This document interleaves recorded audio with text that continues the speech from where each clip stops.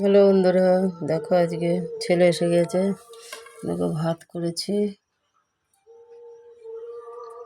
তারপরে দেখো কপির পাতা, রসুন দিয়ে, কাঁচা লঙ্কা, কালো জিরে দিয়ে বাটা। একটা চচ্চড়ি আছে, মাছের, চুনো মাছের। এটা ভাজা আছে, মিষ্টি কুমড়ো ভাজা, আলু দিয়ে, পেঁয়াজ দিয়ে। ডিম হয়েছে।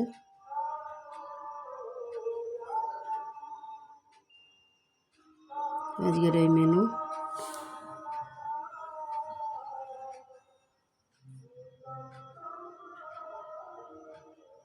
খেতে খুব ভালো লাগে বাটা।